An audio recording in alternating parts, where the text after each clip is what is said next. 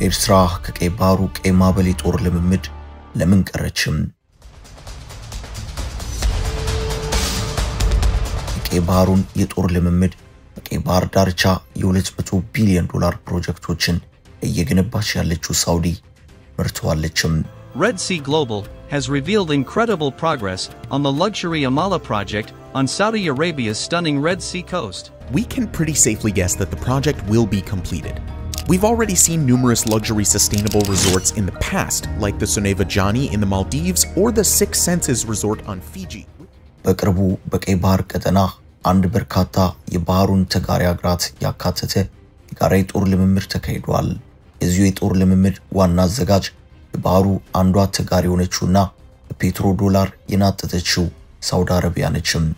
ሳውዲ አረቢያ ባዘጋጀችው በዚሁ የቀይ ባህር የጋራ የጦር ልምምድ ላይ ቀይ ባህር የባህር ዳርቻ ተጋሪ ሆኑት አገራት መካከል ሳውዲን ጨምሮ ግብጽ፣ ጅቡቲ፣ ሱዳን፣ የመን ተሳታፊ ሲሆኑ ቀይ ባህር አገራት ተጋሪ ያልሆኑት ፓኪስታንና ሞሪታኒያ ደግሞ ወታደራዊ ታዛቢዎቻቸውን በመላክ የተካሄደውን የጦር ልምምድ የተከታተሉ መሆኑን የዘኒው አረብ ዘገባ አመላክቷል። ኤርትራ ረጅሙን የቀይ ባህር ዳርቻ የያዘች ሀገር ብትሆንም ተካሄደው ወታደራዊ ልምምድ ላይ ስሟ አልተጠራም። በጦርነት ውስጥ የምትታመሰውን ሱዳን፣ ግብጽም ሆነች ጅቡቲ ቀይ ባህርን የሚጋሩት ከኤርትራ ባነሰ ግዛት ርዝመት ነው። እነዚህ አገራት ቀይ ባህርን የሚጋሩት ከ1000 ኪሎ ሜትር ርዝመት በታች ነው። ኤርትራ በአንጻሩ ረጅሙንና ከ1000 ኪሎ ሜትር ርዝመት በላይ ያለውን ቀይ ባህር ዳርቻ በግዛትነት የያዘች ሀገር ሆና ሳለ በዚህ ቀዩ ማዕበል ወይንም ዘሬድ ዌቭ በተባለው የጋራ የጦር ልምምድ ላይ ለምን አልተሳተፈችም የሚለው ጉዳይ አጠያቂ ሆኗል። ኤርትራ ያልተሳተፈችው መስፈርቱ ምን ሆኖ ነው? አንዱ ጥያቄ ነው። ኤርትራ በዚህ የጦር ልምምድ ውስጥ ያልተሳተፈችው ባለመጋበዟ ነው ወይንስ ባለመፈለጓ የሚሉት ወሳኝ ጥያቄዎች ናቸው። የዚህ የጋራ የጦር ልምምድ ዋነኛ ዓላማ የቀይ ባህር ደህንነት ነው ተብሏል። ይህ ከሆነ ቀይ ባህርን በረጅም የምትጋራው ኤርትራ ያልተሳተፈችው ለምንድነው የሚለውን በተመለከተ አሁንም ቢሆን ራሱን የቻለ ማብራሪያ ሊያስፈልገው የሚችል ነው።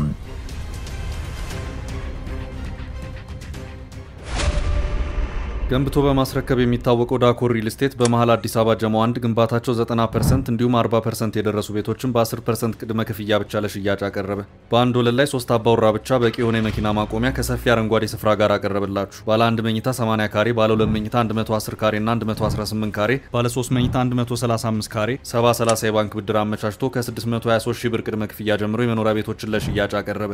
ለበለጠ መረጃ በ0911 057674 0933 21 965 ይደውሉ። ዳኮር ሪል ስቴት በልዩነት የተገነባ ነገሩ በቢሆን ወይንም ሲናሪዮስ ምላሽ ሊገኝለት የሚችል ነው። አንደኛው ምክንያት ኢራን ልትሆን ትችላለች። ኢራን በቀይ ባህር የምትፈራ ሀገር ነች። ከሳውዲ እስከ እስራኤል ድረስ ኢራን በቀይ ባህር ድርሽ እንድትል አይፈልጉም። በዚህ ረገድ በተለይ እስራኤል ጆሮዋን አቅንታ የምትከታተለው ጉዳይ ነው። በደቡብ ምዕራብ እስያ አቅጣጫ የምትገኘው ኢራን ከካስፒያን ባህር ከፐርሺያንና ከገልፍ ኦፍ ኦማን ተነስታ የተጽዕኖ አድማሷን ወደ ቀይ ባህር ጭምር ማስፋት ትፈልጋለች። የኤርትራ ማዶ ትይዩ ያሉትን የየመን ሁቲ ታጣቂዎችን የዚሁ የቀይ ባህር በር መግቢያ ማድረግ ትፈልጋለች። ይሁንና እንደ ሳውዲና እስራኤል ያሉ የአካባቢው ሀገራት ምን ሲደረግ በማለት ወጥረው እንደያዙ ነው። ኢራንን ወደ ቀይ ባህር በመሳቡ ረገድ ከየመን ሁቲ ታጣቂዎች ቀጥሎ የምትጠረጠረው ኤርትራ ናት። ኤርትራና ኢራን በሚስጥራዊ ግንኙነት ውስጥ ናቸው የሚሉ ጭምጭምታዎች አሉ። ኤርትራ በኢራን ስትታማ ዓመታት ተቆጥረዋል። የኢትዮ ኤርትራ ውጥረት ማየሉን ተከትሎ ደግሞ በድሮን ቴክኖሎጂ በኩል ኤርትራ ከኢራን ጋር እየሰራች ነው የሚሉ መረጃዎችም እየወጡ ይገኛሉ። ይህ ከሆነ ለኤርትራ ሱሳይዳል የሚባለው ራስን ማጥፋት ይሆናል ማለት ነው። ኤርትራ ቀድሞውኑ ከአሜሪካ መራሹ የምዕራቡ ዓለም ጋር የነበራት ተበላሸ ግንኙነት የበለጠ እየተበላሸ የሚሄድ መሆኑ ጥርጥር የለውም። እርግጥ ጭምጭምታው እውነታነት ካለው እስራኤል ደግሞ ወታደራዊ በትርን መምዘዟ አይቀር ይሆናል። እናም እነዚህ አካባቢያዊና ቀጠናዊ ሁኔታዎች ሲታዩ ኤርትራ ከኢራን ጋር ወታደራዊ ግንኙነትን ብትጀምር እንኳን ግንኙነቱ ሊሆን የሚችለው በሚስጥራዊነት ነው።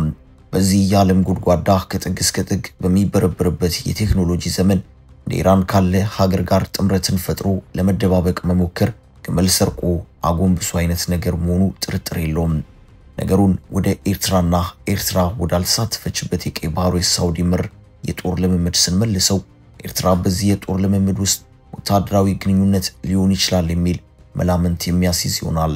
ሁለተኛው ምክንያት አሁን ካለው የኢትዮ ኤርትራ ወታደራዊ ውጥረት አኳያ ኤርትራ በዚህ አይነት ወታደራዊ እንቅስቃሴ ውስጥ መሳተፏ ነገሩን ቀጠናዊ መልክ ሊያስይዘው ይችላል በሚል ራስን የማቀብ ውሳኔ ቀሪ የተደረገም ሊሆን ይችላል። ኢትዮጵያና ኤርትራ አሁን ባለው ሁኔታ ውጥረት ውስጥ ናቸው። በኢትዮጵያ በኩል የባህር በር መውጫ ያስፈልገናል እየተባለ ይገኛል። በኤርትራ በኩል ደግሞ ምን ሲደረግ እየተባለም ነው። የቀይ ማዕበል የቀይ ባህር የጦር ልምምድም የተካሄደው በዚሁ ማከል ነው። ከዚህ ውጪም ሊሆን የሚችለው ገንዘብ ነው። እንደዚህ አይነት ወታደራዊ ልምምድ ውስጥ ለመሳተፍ ጠቀም ያለ ገንዘብ ያስፈልጋል። ያሞኑ በልምምድ ውስጥ በጦርነት የምትታመሰው ሱዳንም ተሳታፊ መሆኗ ሲታይ ደግሞ ኤርትራስ እንዴት ከሱዳን አነሰች የሚያስብል ሆኖም ይታያል። ሌላኛው ኤርትራ ራሷን ከዚሁ የቀይ ማዕበል የጦር ልምምድ ያገለለችበት ኢሳያስ በሚያራምዱት ኤርትራን ገለልተኛ አድርጎ የመቀጠል ፖሊሲም ሊሆን የሚችልበት ሁኔታም አለም። ኢሳያስ በተደጋጋሚ ሲናገሩ የሚሰሙት አንድ ጉዳይ ቢኖር በቀይ ባህር በውጭ ኃይሎች የሚደረገውን ጣልቃ ገብነትና ወታደራዊ እንቅስቃሴ አገራቸው ኤርትራ የማትፈልገው መሆኑን ነው። በቅርቡ ከአንድ የግብጽ አረበኛ ቴሌቪዥን ጣቢያ ጋር እንደዚሁም ከግብጽ ከተመለሱም በኋላ በአገራቸው ቴሌቪዥን ጣቢያ በነበራቸው ቆይታ ይህንኑ ሲናገሩ ተደምጠዋል። ኢሳያስ ከአገራቸው ብሔራዊ ቴሌቪዥን ጣቢያ ጋር በነበራቸው ቆይታ የቀይ ባህር የባብል መንደብና የኤደን ባህረ ሰላጤ ጂኦፖለቲካዊ ጠቀሜታ እርስ በርስ የተሳሰረ መሆኑን አመላክተው የውጭ ኃይሎች በቀጠናው ወታደራዊ የበላይነትን ለማግኘት የሚያደርጉት ጥረትን ከጊዜ ወደ ጊዜ አሳሳቢ የሆነ እንደመጣ ተናግረዋል። ፕሬዝዳንቱ በስም አይጥቀሱ እንጂ አያላኑን አገራት ስበው ወደ ቀይ ባህር ቀጠና በማስጠጋቱ ረገድም ቀጠናውን አገራት በፖለቲካ አሽሙር ሲወነጅሉም ታይቷል። አያላኑን በአንድ የባህር ዳርቻ በማሰባሰቡ ረገድ ግንባር ቀደሙ ሀገር ጅቡቲ መሆኗ ጥርጥር የለውም። በዚህ ረገድ ኢሳያስ ደጋግመው ሲጠቅሱም የሚሰሙት ሶማሊያን ነው።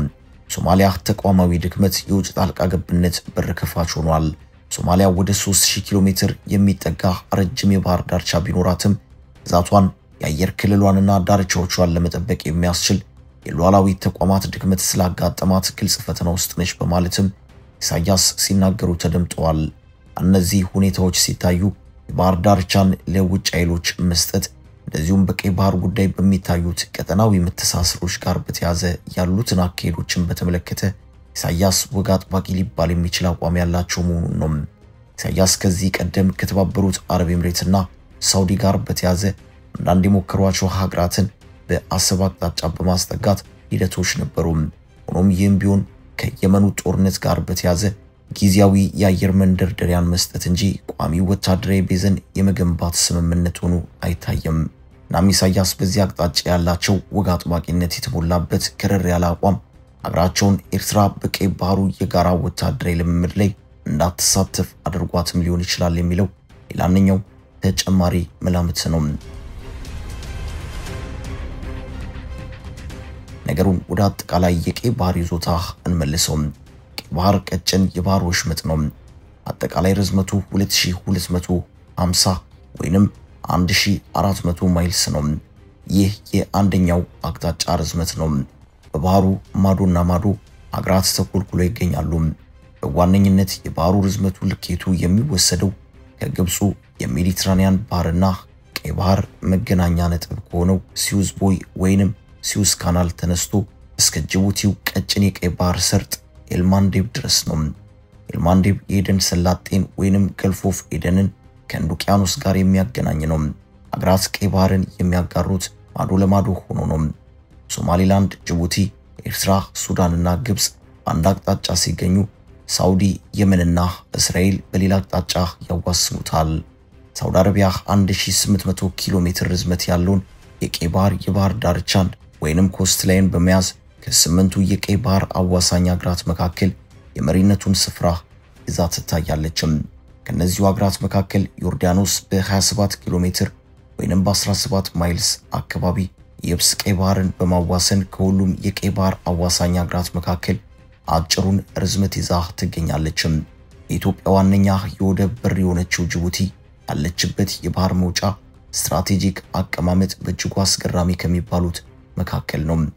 ጅቡቲ አቀማመጧ ከባህር በር አንጻር ሲታይ በቀይ ባህር መግቢያና በኤደን ሰላጤ ወይንም ገልፍ ኦፍ ኤደን መካከል የተቀመጠች ሆና ትታያለች። አገሪቱ ከ314 እስከ 317 ኪሎ ሜትር የባህር ዳርቻ ከቀሪው ዓለም ጋር ትገናኛለች።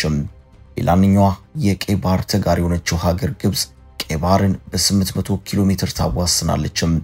ግብጽ ቀይ ባህርና በአውሮፓና ሰሜን አፍሪካ መካከል በሚገኘው የሜዲትራኒያን ባህር መካከል የምትገኝ ሀገር በመሆኗ ሁለቱን ወንዞች የሚያገናኘውን የሱዌዝ ቦይ ባለቤት በመሆን ከመርከቦች ቀረጥ በአመት እስከ 10 ቢሊዮን ዶላር እንደምትሰበስብ መረጃዎች ያመለክታሉ።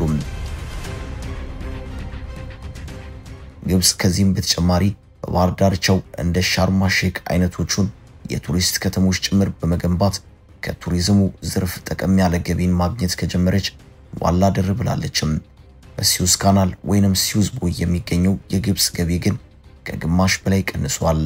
የየመኖቹ ሁቲ ታጣቂዎች በቀይ ባህር መስመር በሚያልፉት የንግድ መርከቦች ላይ ሲደርሷቸው በነበሩት ጥቃቶች መርከቦቹ የአካባቢውን የጉዞ መስመር ቀሪ በማድረግ ሌሎች አማራጭ የጉዞ መስመሮችን እንዲመርጡ አድርጓቸዋል። ሌላኛዋ የቀይ ባህር ተጋሪ ሀገር የኢትዮጵያ ጎረቤት ሀገር የሆነችው ሱዳን ስትሆን የሱዳን የቀይ ባህር ዳርቻ ርዝመት 853 ኪሎ ሜትር ነው። ሱዳን በቀይ ባህር ላይ ፖርት ሱዳን የተባለውን ወደብ ከመገንባት ውጪ ሌላ ምንም የሰራቸው የልማት ስራ የለም።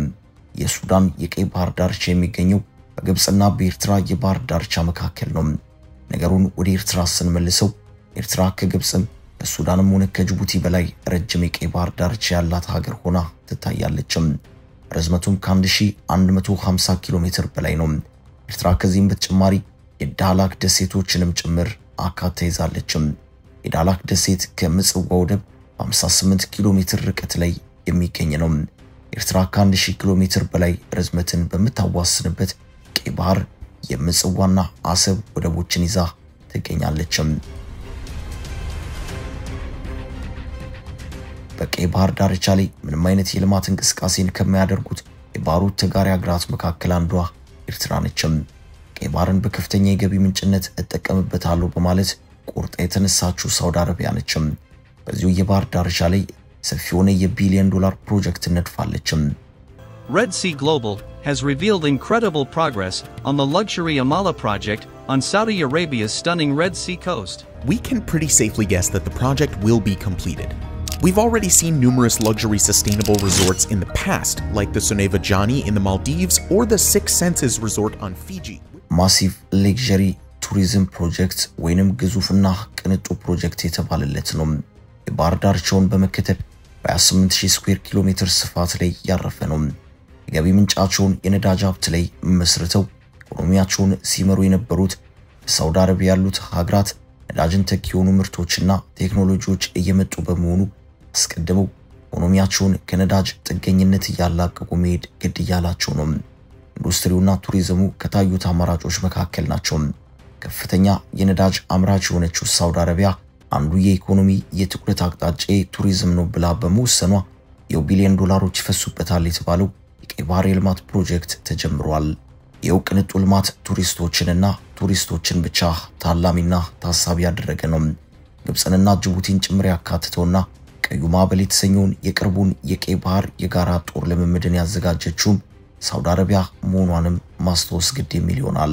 ጅቡቲም የገቢ ምንጯን ወደብ ላይ በመመስረት በርካታ ወደቦችን እየገነባችና እያስገነባች ትገኛለች። ኤርትራና ሱዳን ረጅሙን የቀይ ባህር ክፍልን ጎን ለጎን ቢይዙም ምንም ነገር ሲሰሩበት አይታይም። ኢሳያስ የኤርትራው ቀይ ባህር ክፍል ለኤርትራም ለማንም አይሆንም ያሉ ይመስላል። ሳውዲ አረቢያና ግብጽ ያሉ ሀገራት ደግሞ ቀይ ባህርን ጥቅም በዶላር እያለቡት ይገኛሉ። አበቃን። ሰናይ ጊዜን ተመኘን።